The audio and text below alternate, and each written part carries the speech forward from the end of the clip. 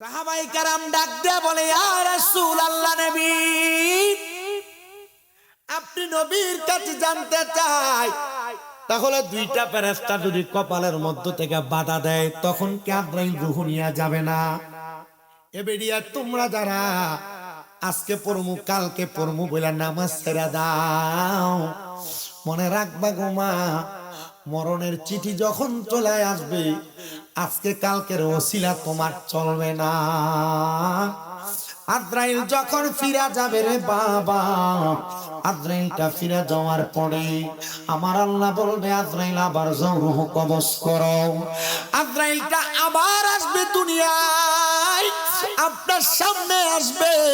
সামনে আইসা আজরাইল আলাইহিস সালাতু ওয়াস সালাম আপনার আমার ডান বাহু বরাবর হাত দিবে রূহ নেওয়ার জন্য। রূহ নেওয়ার জন্য যখন হাত দিবে আজরাইলে, এবার ডান দিক থেকে দুইটা ফেরেশতা আজরাইল, ডান দিক দিয়ে তো বান্দার রূহটা নেওয়া যাবে না। বলে কেন রে, কেন আজরাইল রূহ নেওয়া যাবে না?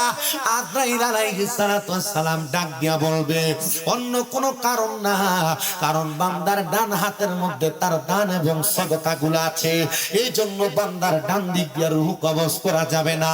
আজরাইল আবার ফিরে যাবে, আবার আজরাইল আগমন করবে আল্লাহ তাআলার হুকুম পায়া, এবার বাম দিক দিয়ে হামলা করবে রূহটা নেওয়ার জন্য। বাম দিক দিয়া থেকে আবার আওয়াজ আসবে, আজরাইল বাম দিক দিয়া রূহ নেওয়া যাবে না। বলে কেন রে, কেন কেন কেন কেন রূহ নেওয়া যাবে না? বলে বাম দিকে তার মা বাবার খেদমত আছে, এই জন্য বান্দার রূহটা নেওয়া যাবে না। আজরাইল চারবার আল্লাহর দরবারে আসা যাওয়া কইরা আমার আল্লাহরে কইব, আল্লাহ গো, আমি কেমনে গো বান্দার রূহটা কবজ করব? বান্দার দিকে এতবার হাত বাড়াইলাম, এখন তো বান্দার রূহটা কবজ করতে পারি না। আমার আল্লাহ কইব, আজরাইল অপেক্ষা করো রে, এই বান্দাটা কিছুক্ষণ পর মৃত্যুবরণ করার আগে মুখটা দিয়া কালেমা পড়ব, কালেমাটা পড়ার সময় এই বান্দাটার রূহটা কবজ করবা। এবার বলেন মুসলমান, মরার সময় কালেমা নসিব আমরা চাই কি চাই না? আর জবানটা খুলে কন্যা বাবা চাই কি চাই না? মরণে চেহারা মুবারক দেখায়ো আকা, মরণে চেহারা মুবারক দেখায়ো আকা, কাছে বসে কালিমাটা পড়ায়া দিও আকা, কাছে বসে কালিমাটা পড়ায়া দিও। রওজা মুবারক বারবারে নিও, মুবারক চেহারা দিদার দিও। বলো রওজা মুবারক বারবারে নিও, মুবারক চেহারা দেখায়া দিও আকা, কাছে বসে কালিমাটা পড়ায়া দিও। মরণে চেহারা মুবারক দেখায়ো আকা, কাছে বসে কালিমাটা পড়ায়া দিও। আজরাইল যখন রূহ কবজ করতে পারবে না রে বাবা, ওই আজরাইল বান্দার সামনে দাঁড়ায়া যাবে, ও আল্লাহ গো, ইমানদার বান্দা, নামাজি বান্দা, মুত্তাকি বান্দা, আবেদ বান্দা, সালেহ বান্দা কত সুন্দর করে মৃত্যুর বিছানার মধ্যে শুয়ে আছে, ছটফট করে না, আরামের বিছানাতে ঘুমাইতেছে। আল্লাহ গো, এই বান্দাটার রূহটা আমি কেমনে কবজ করব তুমি বলো না? আমার আল্লাহ ডাক দিয়া কয়, রে আজরাইল শোনো শোনো শোনো গো, আমার বান্দাটা কিছুক্ষণ পরে কালেমা পড়বে, কারণ যারা ইমানদার মুত্তাকি মুমিন কালিমা পড়া ছাড়া মৃত্যুবরণ করে না, কালিমা পড়া ছাড়া মৃত্যুবরণ করে না, কালিমা পড়া ছাড়া মৃত্যুবরণ করে না। হায়রে আমার বাবা, ও নবীর উম্মতের দল, এবার আজরাইল যখন দাঁড়ায়া থাকবে, ওই যে দুইজন ফেরেশতা ছিল, একজন ফেরেশতার হাতে আমার আল্লাহ তাআলা একটা জান্নাতি তুফা আপেল দিয়া ওই বান্দাটার সামনে দাঁড় করায়া দিবে। বান্দার সামনে যখন দাঁড় করায়া দিবে, ওই ফেরেশতা মাথার মধ্যে হাতটা এইভাবে বুলাইয়া দিবি। ওই বান্দা ঘুম থেকে জাগ্রত হয়ে যাবে, চোখটা খুলে দেখবে তার সামনে কালেমাওয়ালা একটা আপেল ধরা। ওই বান্দাটা জবান খুলে পড়বে লা ইলাহা ইল্লাল্লাহ মুহাম্মাদুর রাসূলুল্লাহ সাল্লাল্লাহু আলাইহি ওয়াসাল্লাম। জোরে কর সুবহানাল্লাহ। বাজানো এ পর্দার অন্তরালের মা, জান্নাতি তুফা আপেলটা যখন সামনে ধরব, তুমি আমি যদি ইমানদার হই, তুমি আমি যদি নামাজি হই, তুমি আমি যদি মুমিন হই, তাহলে আমরার জবান দিয়া কালেমা বের হবে। ওই কালেমাটা যখন আমরা পড়ব, কালেমা পড়ার সময় মুখ দিয়া যে বাতাসটা বের হবে, আজরাইল ওই বাতাসের মাধ্যমে আপনার আমার রূহটা কবজ করে নিয়ে যাবে। দুনিয়ার মানুষ টার পাবে না, টার পাবে না রে, শুধু টার পাওয়া না, দুনিয়ার মানুষগুলা মরণের বিছানার মধ্যে থাকতে রুহটা কবজ করার পরে তারা নিজের মতো করে ঘুমায়া যাবে। বান্দার দেহের মধ্যে কোনো দাম নাই, দেহটার কোনো পাওয়ার নাই, কারণ রুহটা বের হওয়ার সাথে সাথে ওই বান্দার দেহের পাওয়ার শেষ হয়ে যায়। তাহলে বলেন বাবা, ওই রুহ যদি আজরাইল নিয়ে যায়, তখন দেহটার নাম হয়ে যায় লাশ, দেহটার নাম হয়ে যায় লাশ, দেহটার নাম হয়ে যায় লাশ।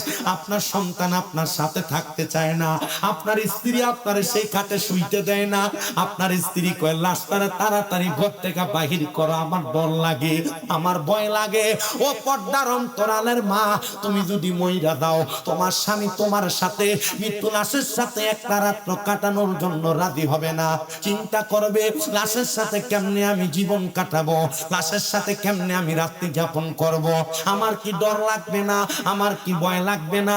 এই কথা চিন্তা করে তোমার আমার লাশটার অবহেলা করবে মানুষ, বন্ধু বান্ধব গুলো অবহেলা করবে, নানি নাতি নাতকুর গুলো অবহেলা করবে। একজন এলাকার মুরব্বী মানুষ, যেই লোক এলাকার একবারে জীর্ণ শীর্ণ, তারা আইনা লাশের পাশে বসে দিব, রাত্রবেলা 2টা 3টা আগরবাতি লাগাইয়া তোমার সামনে তারা বসে দিব। চিন্তা করে দেখো, কেন তোমার এত বাহাদুরি, কেন তোমার এত অহংকার? মরার পরে যখন তুমি ইন্তেকাল করে কবরে যাইবা, তোমার কবরে তোমার মা যাবে না, তোমার বাবা যাবে না, আত্মীয় স্বজন বন্ধু বান্ধব যাবে না, দেহ তোমার যেমন তেমন করে থাকবে। এই পৃথিবী যেমন আছে তেমনই ঠিক রবে, সুন্দর এই পৃথিবী একদিন ছেড়ে যেতে হবে রে মর, ছেড়ে যেতে হবে। বলেন এই পৃথিবী যেমন আছে তেমনই ঠিক রবে, সুন্দর এই পৃথিবী একদিন ছেড়ে যেতে হবে রে মর, ছেড়ে যেতে হবে। ও মুসলমান, একটু অন্তরের কানটা লাগে শোনো। এবার তোমার দেহ পড়ে থাকবে রূহ আজরাইলের কাছে, এবার কথা হবে আজরাইল আর রূহুর মাঝে। তার মাঝে কথা হবে, রূহ ডাক দেখবে আজরাইল, আমার তো আস্তে আস্তে কেন নিয়ে যাও, মারাবা কইতেন না। আসলে আজরাইল আসতে নিত না, জোরেই নিবে, তাড়াতাড়ি নিবে, কিন্তু রুহু চিন্তা করব, কারণ রুহু ইমানি একটা পাওয়ার আছে। কি পাওয়া? মাতে না, কি পাওয়া? ইমানের দাম আসেনি, সম্মান আসেনি, এর লাগেও তো আমরা ইমানদার দাবি করি। এর লাগে আমরা কি দাবি করি? ইমানের দাম আছে কি ইমানদার দাবি করি। মাগো, ইমানদার দাবি করেন বেফরটা চলেন, ইমানদার দাবি করেন জামাইরে তুইটাই করে ব্যবহার করেন, ইমানদার দাবি করেন আপনি আপনার জামাইরে বাদ দেন না, গোলামের ফুটকে গালি দেন। ইমানদার দাবি করে বেড়াইত, ইতা বেড়াইত ইমানদার দাবি করে নমাজে কক্ত পড়ে না, ইমানদার দাবি করে এ সুদের টেহা লাগায়, ইমানদার দাবি করে এ ফরের হক মেরে মেরে খায়, ইমানদার দাবি করে মিছা কথা কয়, ইমানদার দাবি করে লুঙ্গি তুললে মানুষকে গালি গালাজ করে। এমন নামের ইমানদার সমাজে আছে না?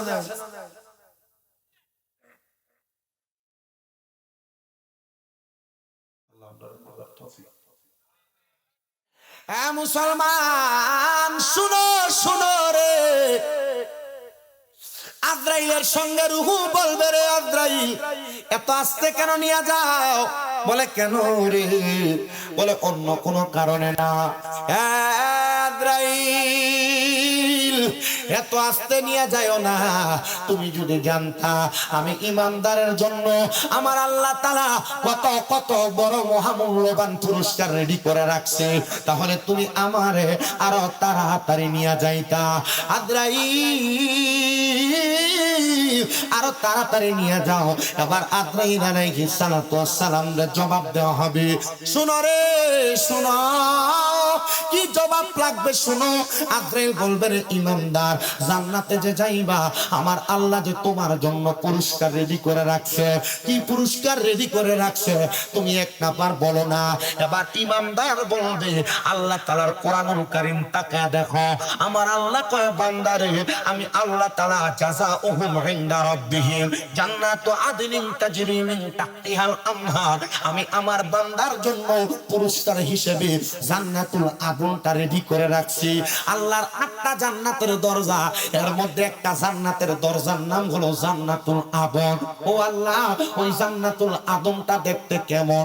আমার আল্লাহ কয় তাজরি মিন তাহতিহাল আনহার, এত সুন্দর জান্নাত, ওই জান্নাতের নদীটা এত সুন্দর, ওই নহরওয়ালা নদীটার মধ্যে নহরওয়ালা পানি প্রবাহিত হওয়া, নদীটার মধ্যে আমার আল্লাহ তাআলা এক প্রকার দুই প্রকার না, আমার আল্লাহ তাআলা 4 প্রকারের পানি প্রবাহিত করব। নবীর উম্মত শুনো শুনো শুনো, কোন 4 প্রকারের পানি আমার আল্লাহ তাআলা ওই জান্নাতের নহর দিয়া প্রবাহিত করবে।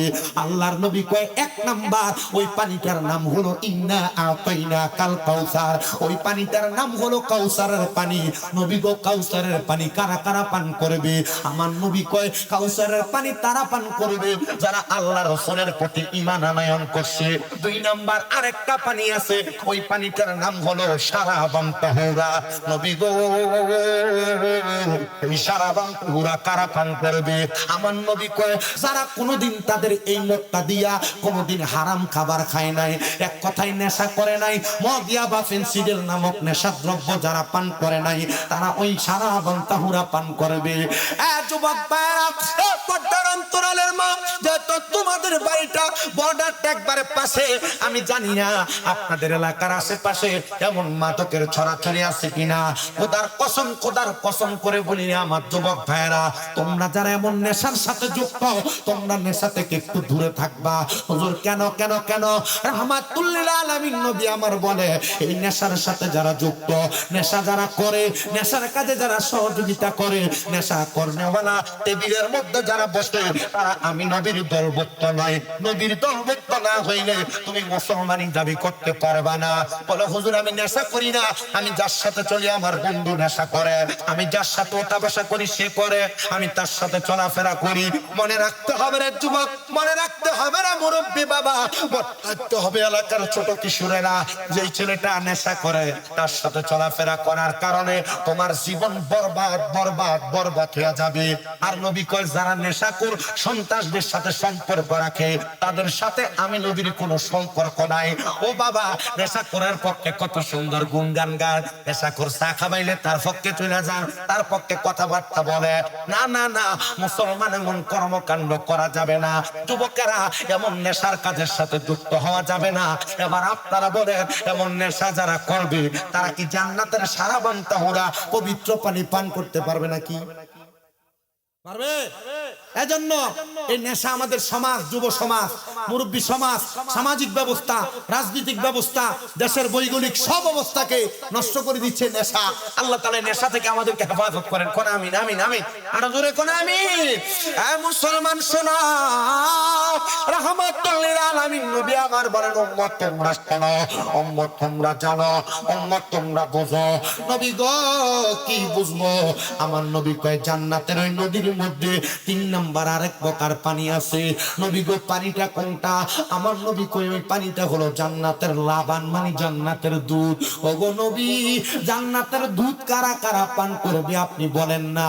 আমার নবী কয় দুনিয়া দুনিয়ার জমিনে যেই ব্যক্তি কোনোদিন মানুষের সম্পদ দখল করে নাই, মিথ্যা কথা বলে মানুষের সাথে চুগলখড়ি করে সম্পদ মাইরা খায় নাই, মা বাপ মারা যাওয়ার পরে বোনের সম্পদ বুঝিয়ে দিছে, ভাই মারা যাওয়ার পরে ভাতিজাদের সম্পদ বুঝিয়ে দিছে, ক্ষেতের লাইল কেটটা শুরু করে নাই, আল্লাহর নবী কয় পরের হক যদি কোনো সন্তান না খায়, কোনো ছেলে মেয়ে না খায়, ওই ব্যক্তিটারে জান্নাতের দুধ পান করানো হবে। কিন্তু আমাদের সমাজে এমন অনেক মানুষ আছে, ভাই ভাইয়ের সম্পদ বুঝিয়ে দেয় না, দখল করে খায়, ভাতিজার সম্পদ বুঝিয়ে দেয় না, দখল করে খায়, চার আঙ্গুল পাঁচ আঙ্গুল কইরা কুড়াটারে বাড়তি গাড়ায়া মানুষের সম্পদ দখল করে। এবার আপনারা বলেন এমন সম্পদ দখলদারির নামে চোর বাংলা সমাজে আছে না নাই?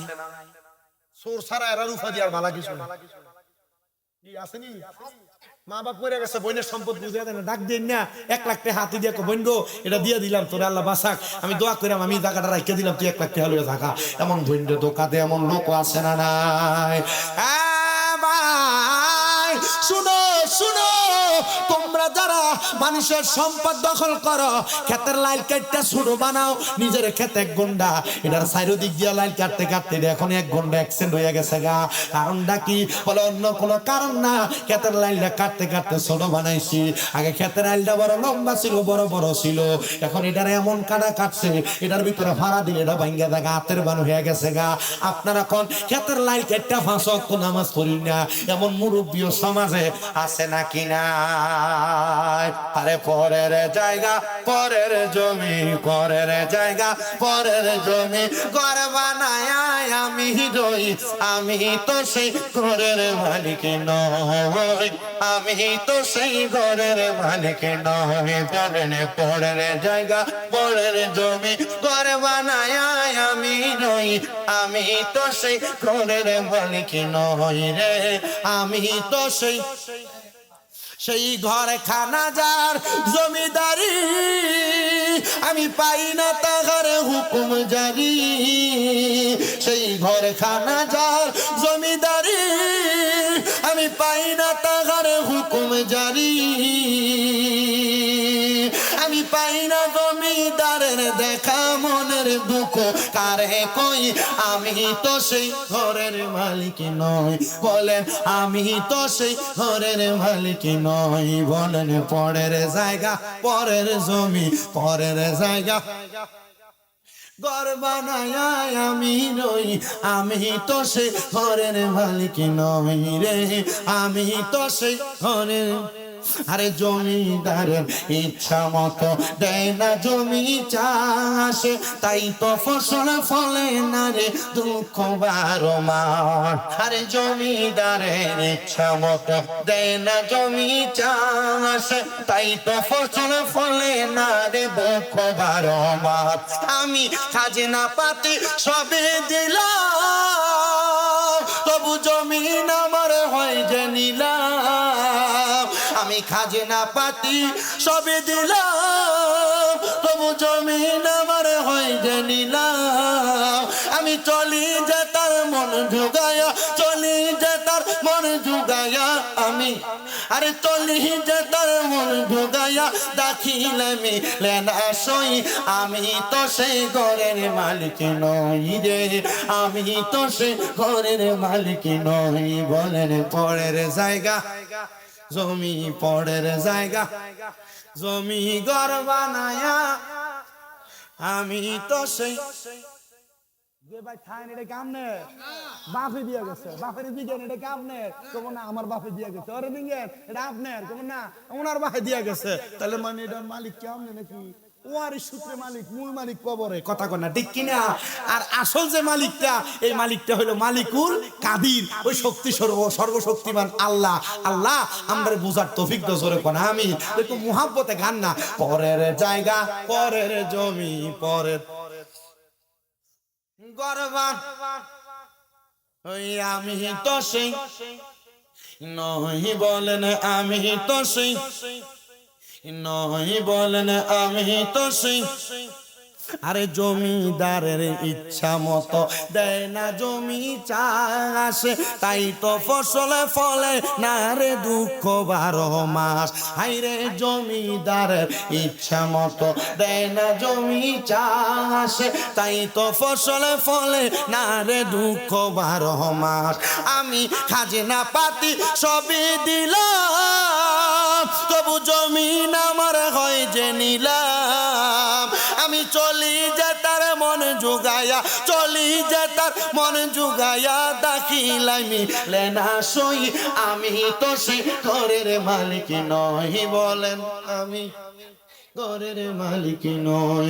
একটা জবান বন্ধ রাখবেন না, চিৎকার মেরে বলেন না আল্লাহু আকবার।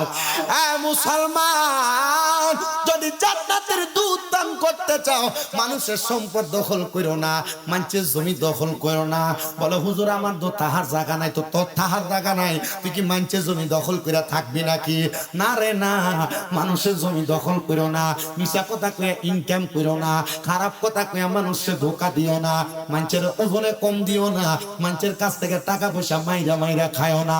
যদি এটা করো রে ও আমার লৌহগড়ের বাবা, নতুন পাড়ার বাবারা, আখাউড়া মনিয়মদার বাবারা, আপনাদের সবার কাছে আমার আবদার, এটা করলে জান্নাতের দুধ পান করতে পারবেন না। বললাম 3 প্রকার পানির কথা, আল্লাহর নবী কয় আরেক প্রকার পানি আছে। নবী গো আরেক প্রকার পানি কোনটা গো নবী? আমার নবী কয় উম্মত শোনো গো শোনো, আরেক প্রকার পানির নাম হলো জান্নাতের মধু। আমরা সমাজে দেখবেন এক জাতের মানুষ আছে, এটা সাধুহানে বলে কথা কথা গালিগালাজ করে, আছে না? আপনাদের কি কষ্ট হইতেছে?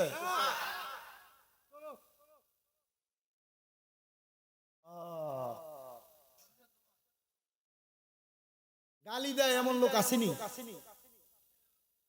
কথায় কথায় মুখ খারাপ করে এমন লোক আছে না? আপনার বন্ধু বান্ধব চলার পথে দেখবেন 10 জন হইলে এর ভিতরে একটা থায় এমন ফুংলা সিংলা আসেনিও। ময় মুরব্বির ভিতরে দেখবেন এলাকাতে আছে, এই যেটা গালি না দিলে আর ফেরের ভাত হজমই হয় না। কথা কয় না আসেনি? আছে, শুধু নাই না, আছে না। আরেক জাত আছে দেখবেন, এটা কথা কথা শুধু মিশা কথা আসেনি।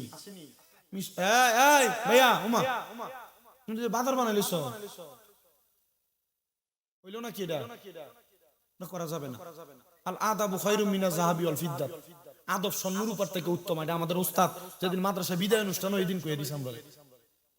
কারণ বেয়াদব রাস্তাঘাটে পাওয়া যায়, আর আদব স্বর্ণ রূপার থেকে উত্তম কি লেগে গেছে? স্বর্ণ রূপার টেহা দিয়ে কিনুন, যে আদব বল স্বর্ণ রূপা দিয়ে টেহা দিয়ে কিনুন জানা, ঠিক না?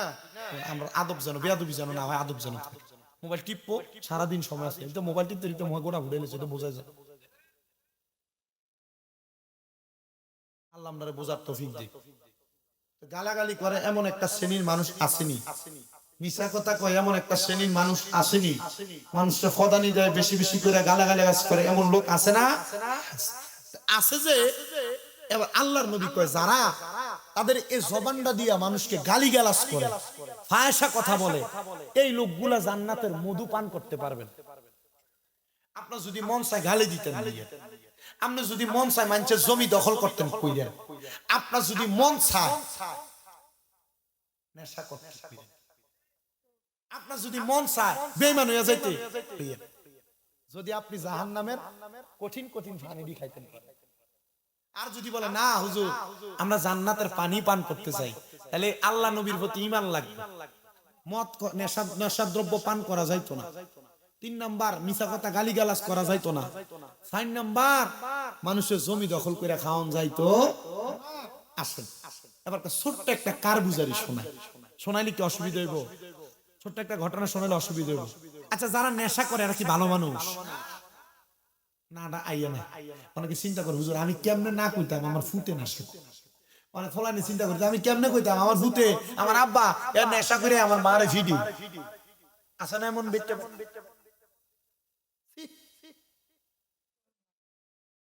নেশা করাটা কি কাজ? কি কাজ? হযরত সুলতান মাহমুদ গজনবী বড় মাপের আল্লাহর ওলি, ছোট না বড়? বড় মাপের আল্লাহর ওলি শুনেন, হযরত সুলতান মাহমুদ গজনবী রাহমাতুল্লাহ আলাইহি বলেন, জগতের মানুষ রে, আল্লাহর প্রতি বিশ্বাস করা, আল্লাহর প্রতি মুহাব্বত করা, এটা আমি শিখছিলাম একজন নেশাখোর মদ্যপায়ী মানুষের কাছে। সুলতান মাহমুদ গজনবী, এটা কি বলেন আপনি? এত বড় আলেম, এত বড় বাদশা, আপনি কইতেছেন আল্লাহর প্রতি ভয় আপনি শিখছেন কার কাছে? নেশাখোরের কাছে। হযরত সুলতান মাহমুদ গজনবী রাহমাতুল্লাহ আলাইহি বলেন, এ জগতের মানুষ, আল্লাহ তাআলা কোরআনুল কারীমের মধ্যে একটা আয়াতে কারিমা ঘোষণা করছে, লা ইউকাল্লিফুল্লাহু নাফসান ইল্লা উসআহা। আমার আল্লাহ কারো সাধ্যের বাহিরে কোনো কিছু চাপিয়ে দেয় না। শুনো রে আমার লোহগড়ের বাবা, আমার আল্লাহ সাধ্যের বাহিরে যে তো কিছু চাপিয়ে দেয় না। সুলতান মাহমুদ গজনবী বলে, আমি একদিন আসরের নামাজ আদায় করে রাস্তা দিয়ে হেঁটে হেঁটে যাচ্ছিলাম। আমি আমার বাড়ির কাজ শেষ করে রাস্তা দিয়ে যখন যাই, আমি দেখলাম একটা নেশাখোর ব্যক্তি, মানে মদ পান করা ব্যক্তি, সে একটা পুকুরের পাড়ে দিয়ে একবারে কাঁচা দিয়া দিয়ে হাইটা হাইটা যায়।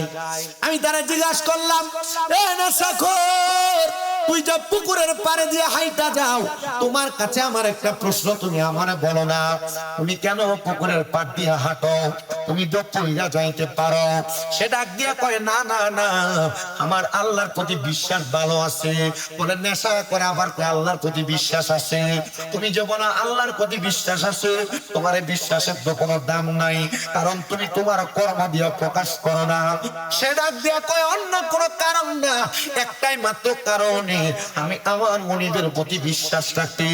ওই কারণটা হলো, আমি যদিও নেশা করি, আমি যদিও বাজে কাজ করি, আমি আমার আল্লাহ তাআলার সাথে নাফরমানি করি না, কিন্তু আমরা সমাজে এমন অনেক নামাজি আছে যারা নাফরমানি করতে করতে করতে করতে তারা আল্লাহর কাছে একবারে বরবাদ হয়ে গেছে। মনে রাখবা বাবা, আল্লাহ তাআলা তোমার সম্পদ দিছে, টাকা দিছে, পয়সা দিছে। মনে রাখবা পর্দার অন্তরালের মা বোনেরা, আল্লাহ তাআলা তোমারে সুন্দর রূপ দিছে, সুন্দর লাবণ্য দিছে। তুমি এটার কারণে আল্লাহর নাফরমানি করো না। সুন্দর হওয়ার কারণে তোমার মেকআপ নষ্ট হবে, চেহারার গ্লেজ কমে যাবে, এটার কারণে তোমরা যারা ঠান্ডা পানি দিয়ে ওযু করো না, এ পর্দার অন্তরালের মা, এ যুবক ভাইয়েরা, মনে রাখবা আল্লাহর ইবাদত না করা, এটা আল্লাহর সাথে সবচাইতে বড় নাফরমানি। আল্লাহর নিয়ামতের শুকরিয়া আদায় না করা, এটা আমার আল্লাহর সাথে সবচাইতে বড় নাফরমানি। সুলতান মাহমুদ গজনবী বলে, এই নেশাখোর, তুমি বলো না তুমি কেন নেশা করতেছ? তাহলে তুমি যেহেতু আল্লাহর প্রতি বিশ্বাস করো, তোমার তো নেশা করার কথা না। উনি ডাক দিয়া কয়, এই সুলতান মাহমুদ গজনবী গো, গজনবের বাদশা, আপনি যে আমারে বলতেছেন আমি আল্লাহর প্রতি ঈমানটা পরিপূর্ণ আনার জন্য আমি তো আজকেই প্রথম নেশা করছি, আর আজকেই আমি আমার জীবনের শেষ নেশা করছি। সুলতান মাহমুদ গজনবী, কোমা তুমি কি রেগুলার নেশাখোর না? রেগুলার নেশাখোর না, আজকেই করলা? কহ, আমরা সমাজে এমন অনেক পোলাপা, অনেক মুরব্বী অনেক আছে যারা দুনিয়ার জমিনে অনেক হেজিটেশনে ভোগার কারণে, টেনশন মুসিবতের কারণে হঠাৎ করে নেশা ধরে, আছে না? আছে, এমন অনেক আছে। আব্বাজি শুনেন, ওই নেশাখোর কেন নেশা ধরছে? সে ডাক দিয়া কয়, ও জগতের মানুষ, আমার ঘরে আমার আজকে ছিল প্রথম বাসর রাত। প্রথম বাসর রাত আমি আমার স্ত্রীর কাছে যাই, আমি আমার মনের আবেগ প্রকাশ করতে লাগলাম বাসর ঘরের মধ্যে। আমার বাসর ঘরে আমি যখন আবেগ প্রকাশ করতে গেলাম, আমার স্ত্রী আমার আবেগটাকে পরিপূর্ণভাবে প্রকাশ করতে দেয় নাই। আমার স্ত্রী তার মতো করে আমার কথা বলতেছে। বাসর ঘরে প্রবেশ করার সময় আমার স্ত্রী আমার পা গুলোর মধ্যে ধরে সালাম করেছে। হুজুর শুধু পা গুলাতে ধরে সালাম করে নাই, আমার স্ত্রী আমার সামনে আইসা, আমার কলিজা আমাকে আমার সামনে আইসা আমার স্ত্রী আমার বলছে, স্বামী গো, আপনি যদি পবিত্র হন, আসেন না আমরা বাসর ঘরের মধ্যে 2 রাকাত নামাজ আদায় করি। 2 রাকাত নামাজের নিয়ত যখন পড়তাম, আমাকে বলল, আমি আমার স্ত্রীকে বললাম, ওগো আমার স্ত্রী, আমি না তোমার সাথে কথা বলবো, তুমি দিলটা শরম ভাই আমারে বলতেছে ইবাদত করার জন্য। আমার স্ত্রী আমারে জবাব দেয়, স্বামী গো, আমি আমার নিজের গায়রতকে আপনার কাছে আমি সুপর্দ করে দিলাম। আমার গায়রত রক্ষা করার দায়িত্ব হলো আপনার। আপনি আমার গায়রত রক্ষা করবেন কিনা এটা আপনি ভালো জানেন। ও মুসলমান, গায়রতকে আগে আপনার একটু বোঝার চেষ্টা করেন। নিজের স্ত্রীর ব্যাপারে মানুষের কাছে বাজে মন্তব্য করা, নিজের স্ত্রীর খারাপ খারাপ গুণগুলো মানুষের কাছে বলা, নিজের স্ত্রীর সাথে ঝগড়া হয়েছে এই কথাটা বাহিরে বাইরে বইলা বইলা বেড়ানো, এটা হলো গায়রত ছাড়া মানুষ। মানে স্ত্রীকে গোপন রাখা, স্ত্রীর নাম পর্যন্ত মানুষকে না বলা, এটাকে বলা হয় গায়রত। আর আপনি কত সুন্দর মোটরসাইকেলের পেছনে করে আপনার বউরে লইয়া আখাউড়া বাজারে যান, আপনার বউরে নিয়ে সুলতান ঘুরে যান, আপনার বউরে নিয়ে ব্রাহ্মণবাড়িয়া শহরে যান। না না না রে মুসলমান, গায়রত হলো বউকে গোপন রাখা, বউয়ের কথা গোপন রাখা, বউয়ের নাম গোপন রাখা, এটা হলো গায়রত। এই গায়রত আপনাকে আমারে রক্ষা করা লাগবে। মুসলমান শুনো রে, আমার স্ত্রী আমারে বলল স্বামী গো, আমি আমার সব গায়রতের দায়িত্ব আপনারে আমি দিয়া দিলাম, এবার আপনি আসেন না আমরা একসাথে ইবাদত করি। আমার স্ত্রী আমার ইবাদতের কথা বলার পরে আমার কাছে কেমন জানি লাগছে। আমি কোনোদিন আমার বয়স এই পর্যন্ত যত হয়েছে 24 বছর, আমি 24 বছরে কোনোদিন মসজিদের কাছেও যাই নাই। আর যতবার ইবাদত করতে গেছি আমার ইবাদত করতে কেমন কেমন জানি লাগে। নামাজে দাঁড়াইলে আমার বন্ধু বান্ধবের কথা মনে হয়, নামাজে দাঁড়াইলে আমার মোবাইলের কথা মনে হয়, নামাজে দাঁড়াইলে আমার বাজে বাজে কাজের কথা মনে হয়। দেখবেন নামাজের মধ্যে দাঁড়াইলে আমাদের দুনিয়ার কাজকর্মের কথা মনে হয়। এমন অবস্থা হয় কি হয় না? মুসলমান, এটা ভালো জিনিস না রে। শয়তান তোমার বারবার ধোঁকা দেওয়ার জন্য নামাজে যাবে মন্দ মন্দ কাজ কাম গুলো স্মরণ হয়, দুনিয়াবি কথা মনে হয় স্মরণ হয়। আপনাদের কাছে নসিহত হলো নামাজের আগে পরে সব সময় যখন অবসর থাকবেন বেশি বেশি করে আস্তাগফিরুল্লাহ রাব্বি মিন কুল্লি যামবি ওয়া আতুবু ইলাইহি লা হাওলা ওয়ালা কুওয়াতা ইল্লা বিল্লাহিল আলিয়্যিল আযীম, এটা বেশি বেশি বেশি বেশি করে পড়বেন। দেখবেন আর নামাজের মধ্যে মন্দ কোনো কিছু স্মরণ হবে না। ডাক দিয়া কয় দুনিয়ার মানুষ, আমি যখন নামাজে দাঁড়াইলাম আমার স্ত্রী 2 রাকাত নামাজ পড়ছে, আমার স্ত্রী যখন নামাজ শেষ করছে আমার স্ত্রী সালামটা ফিরিয়ে দেখতেছি, আমি নামাজের মুসল্লার ভিতরে ঘুমন্ত অবস্থায়, আমি নামাজের মুসল্লার ভিতরে ঘুমন্ত অবস্থায়। হুজুর, আমার এমন ক্লান্তির কারণে আমি নামাজের মুসল্লার মধ্যে ঘুমিয়ে গেছিলাম, এখন আমি মাথা তুলতে পারি নাই। আমার স্ত্রী আমারে মন্দ মন্দ কথা শোনায় দিতে বাসর ঘরের মধ্যে, আমার বড় লজ্জা লাগছে। ওই লজ্জা সহ্য করতে না পাইরা আমি নেশা করেছি। হুজুর, আপনি বলেন না এখন আমার কি করা উচিত? বলে তুমি যেহেতু নেশা করেছো, এখন তুমি কি নেশা করে তোমার স্ত্রীর কাছে বড় হইতে পারছো? ওই হুজুর, আমি তো বড় হইতে পারি নাই, নেশা করার পরে আমার কাছে মনে হইতেছে আমার স্ত্রী যেটা করছে এটাই মনে হয় ভালো কাজ করছে। হুজুর, এখন আমি কেমনে আমার স্ত্রীর সামনে আমার মুখটা দেখাবো? হুজুর ডাক দিয়া কয় বাবা রে, তুমি যে তোমার ভুলটা বুঝতে পারছো, এটাই আমার মনিবের প্রতি আস্থা ফিরিয়ে দিছে, আমার আল্লাহর প্রতি আস্থা ফিরিয়ে দিছে। পর্দার অন্তরালের মা, আল্লাহর প্রতি আস্থা রাখো, তোমার অভাব থাকবে না, তোমার অনটন থাকবে না, রোগবালা মুসিবত থাকবে না। যুবক ভাই, বিদেশ যাওয়ার চেষ্টা করো, যাইতে পারো না, কাজকর্ম করো, মনোযোগ হয় না, কাজকর্ম পাও না। মুরব্বী বাবা, জীবনে অনেক গুনাহ করেছেন, গুনার কারণে চোখ বন্ধ করলে অশান্তি লাগে। মনে রাখবারে বাবা, ও মুসলমান ইমানদারেরা, আল্লাহ তাআলার প্রতি ঈমানটা রাইখা কোন মানুষ যদি বেশি বেশি করে ইস্তেগফার করে আর আমার আল্লাহ তাআলার হুকুম আহকাম মোতাবেক চলাফেরা করে, ওই মানুষটার দুনিয়াতেও কোনো ভয় নাই, আখিরাতেও কোনো ভয় নাই। হযরত সুলতান মাহমুদ গজনবী কয়, ও মদপাই নেশাখোর ব্যক্তি গো, আমি তোমার কাছে ক্ষমা চাই, আসো না, তোমার পরিবারের শান্তির জন্য তোমার যা লাগে আমি সুলতান মাহমুদ সব তোমার আমি দিয়া দিব। তবে তুমি এখন থেকে তোমার স্ত্রীর হুকুম মোতাবেক 5 ওয়াক্ত নামাজ পড়বা। আর বর্তমান সমাজ এমন একটা গায়রতহীন অবস্থা হয়ে গেছে, ওরা পান মা বাবার স্ত্রীর কথা শুই না, মা বাপরে ভাব দেয় না, মা বাবার সাথে খারাপ ব্যবহার করে, মা বাবার সাথে অসৎ আচরণ করে। না না না রে সন্তান, না, আমি তোমাদের সবার কাছে একটাই মাত্র আবদার করব, তোমরা যারা এই দুনিয়াতে মা বাবার সাথে অসৎ আচরণ করো, খারাপ ব্যবহার করো, স্ত্রীর স্ত্রীর কথা শুই না, মা বাপকে ধমকের সুরে কথা বলো, আমি তোমার পাগুলো আমার সামনে চাই, আমি আমার জিহ্বা দিয়া যদি তোমার পা পরিষ্কার করে দেই আমার খারাপ লাগবে না, আমার গুনাহ হবে না। ও সন্তান, কারণ হলো একটা, ওই মা বাপরে ভাত না দিয়া তুমি কোনোদিন দুনিয়াতে উন্নতি আনতে পারবা না, কোনোদিন লাভ করতে পারবা না, কোনোদিন শান্তি খুঁজে পাবা না। হ্যাঁ সন্তান, আল্লাহর নবী কয় যদি তোমরা ঈমানওয়ালা, আল্লাহর প্রতি তাকওয়াওয়ালা, আল্লাহর প্রতি জিকির আজকার কর্ণওয়ালা হও, তাহলে মরার পরে কবরে যাওয়ার পরে তোমরা বড় শান্তি প্রশান্তি পাইবা। সাহাবায়ে কেরাম কয় নবী গো, আপনি যে জান্নাতের 4 প্রকারের পানির কথা বলছেন, ওই পানি কারা পান করবে নবী? আপনি বলেন না, বলেন না গো, বলেন না। আমার নূরের নবী রাহমাতুল লিল আলামিন নবী আমার কয় উম্মত শুনো, শুনো উম্মত শুনো, ওই জান্নাতের পানি তারা পান করবে। আল্লাহর কোরআন বলে রাদিয়াল্লাহু আনহুম ওয়া রাদু আন, যারা আমার আল্লাহরে খুশি করছে, আমার আল্লাহ যাদের প্রতি খুশি হয়ে গেছে, তারা ওই জান্নাতের পানি পান করবে।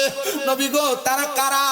আমার নবী কয় জালিকাল ঈমান খশিয়া রব্বা, যারা আল্লাহর সবচাইতে বেশি ভয় করে, তারা ওই জান্নাতের পানিগুলা পান করবে। মুসলমান, হে নবীর উম্মতের দল, এই জান্নাতের পানি যদি পান করতে চাও, আমার আল্লাহরে খুশি করা লাগবে, আমার আল্লাহরে সন্তুষ্ট করা লাগবে। এবার আপনারা বলেন, আমরা সবাই আল্লাহরে খুশি করতে চাই, কারা কারা গান হাত তুলে আমার আল্লাহরে দেখায়। আল্লাহ কবুল করেন, জোরে বলেন আমিন। আল্লাহরে খুশি করতে চাই গো, চাই, শুধু এমনি এমনি চাই না। আল্লাহর নবী রাহমাতুল লিল আলামিন নবী বলে উম্মত আমার, আল্লাহরে যদি খুশি করতে পারো তোমার জন্য জান্নাত অবধারিত। সাহাবায়ে কেরাম কয় নবী গো, জান্নাত অবধারিত বুঝতে পারলাম তো। বাদশাহ হযরত সুলতান মাহমুদ গজনবী বলে, আমি আমার এলাকার মানুষের সুবিধার্থে মসজিদকে সুন্দর সৌন্দর্যমণ্ডিত কইরা এলাকার মানুষকে মসজিদে আহ্বান করব। আমি একটা হাদিসে মুবারাকা পড়লাম, আল্লাহর নবী কয় দুনিয়াতে মসজিদ বানায় দেওয়ার কারণে আমার আল্লাহ তাআলা জান্নাতে ওই ব্যক্তির জন্য একটা ঘর বানায় দিবে। আমি আর কোনো চিন্তা করলাম না, চিন্তা করলাম না। এই জগতের মানুষ শুনো, আমি সাথে সাথে আমার এলাকার মধ্যে সুন্দর করে মসজিদটা তৈরি করে দিলাম। কিন্তু হঠাৎ করে আমি একবার রাত্রবেলা ঘুমানোর পরে স্বপ্ন দেখতেছি, আমার বানানো মসজিদটার কারণে আল্লাহ তাআলা আমারে, আমি ঘুমের ঘরে স্বপ্ন দেখতেছি আমি ইন্তেকাল করছি। ঘুমের ঘরে যখন আমি স্বপ্ন দেখলাম আমি ইন্তেকাল করেছি, হঠাৎ করে আমার ইন্তেকালের পরে জানাজা হয়েছে, আমার কাফন দাফন দেওয়ার পরে আমার যখন কবরে রাখছি, ওই কবর থেকে আমি ডাইরেক্ট জান্নাতে চলে গেছি। আমি জান্নাতের মধ্যে প্রবেশ কইরা আমি দেখলাম আমার আল্লাহ তাআলা আমার নামে একটা জান্নাতে ঘর নির্ধারণ করে রাখছে। আমি ওই ঘরের মধ্যে প্রবেশ কইরা হঠাৎ করে দেখতেছি আমার বানানো জান্নাতের ঘরের মধ্যে একজন ব্যক্তি সুন্দর করে খাবার আহার করতেছে। আমি প্রশ্ন করলাম, এই ব্যক্তি তুমি এই ঘরের মধ্যে কি করো? এই প্রশ্ন করার সাথে সাথে আমার ঘুম ভেঙে গেছে। উনি ডাক দিয়ে কই, জগতের মানুষ, আমি এই স্বপ্নটা দেখার পর আমার এলাকার সবচাইতে বড় স্বপ্নের তাবির করনেওয়ালা আলেমের কাছে গেলাম। হুজুর, আপনার কাছে আমার আবদার, আমি তো স্বপ্ন দেখছি হুজুর, আমি স্বপ্ন দেখছি। আমি কি দেখছি জানেন? আমি দেখছি আমি একটা জান্নাতের আমি একটা মসজিদ বানায়া, আমি মরার পরে আল্লাহ তাআলা আমার মসজিদের যে জান্নাত, ওই জান্নাতে আমারে না ঢুকায়া আমার জান্নাতে আমার আগে আরেকজন ব্যক্তিকে প্রবেশ করাইছে। হুজুর বলে তাবির বড় সুন্দর, সুন্দর সুন্দর কি জানেননি? আপনি যে মসজিদটা বানাইছেন, আমার আল্লাহ তাআলা ওই মসজিদটা বানানোর সময় ওই ব্যক্তিটা যারে আপনি জান্নাতে দেখছেন, আপনার মসজিদের ভিতরে বিন্দু পরিমাণে একটু সহযোগিতা কইরা, মানি একটা ইট দিয়া আপনার মসজিদটাকে একটু সামনের দিকে আগে আনতে সহযোগিতা করছে। এই জন্য আমার আল্লাহ তাআলা আপনার জান্নাতের মধ্যে আরেকজনকে প্রবেশ করাইছে। আমি এই বছরের আগের বছর মানে চতুর্থ বছর যখন আমি মাহফিলে আসছিলাম আমার মনে আছে, এ মুসলমান শোনো রে, আমি কিন্তু এলাকাতে মসজিদ দেখে আসিল নাকি, আসিল না মসজিদ, তারা বলছে হুজুর আমরা একটা মসজিদ করতাম, আমি মসজিদ দ্বারে আইসা দেখা আমার কাছে বড় ভালো লাগছে। তারা মসজিদের নাম দিছে মসজিদে কোবা। জানেননি মসজিদে কোবা কোনটা? মদিনাতুল মুনাওয়ারা থেকে হাতের ডাইনে একটু অল্প সামনে হাইটা গেলে একটা মসজিদ আছে, যেই মসজিদে আমার নবী প্রতি সোমবারে একবার করে যায় 2 রাকাত নামাজ পড়তেন।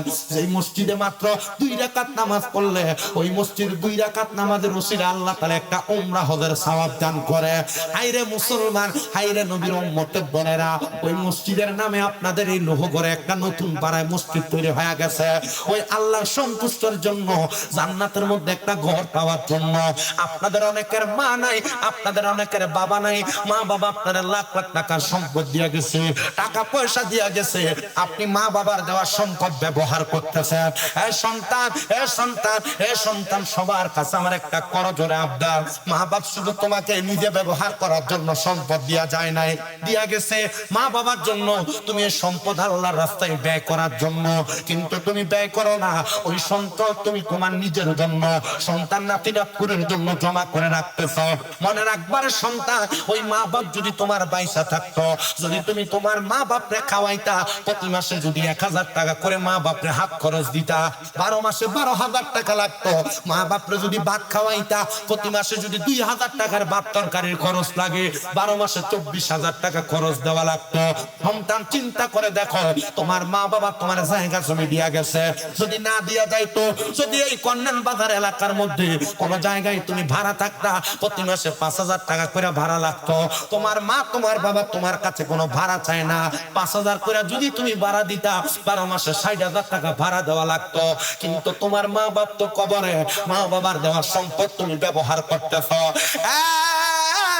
সন্তান, আপনাদের কাছে আমি করজোড়ে আবদার জানাই, আপনার মা বাপ থাকলে তো আপনি খরচ করতেন, খাওয়াইতেন। এখন মা কবরে, বাবা কবরে, এই মসজিদে কোবার জন্য একজন সন্তান যদি আখিরি মুনাজাতের আগে আল্লাহরে খুশি করার জন্য দাঁড়ায়া যান, বলে হুজুর আমার মা বাবার জন্য দোয়া চায়া আমি মসজিদে কোবাটার জন্য 20,000 টাকা দান করব, 20,000 টাকা, পারলে নগদ দিবেন, না পারলে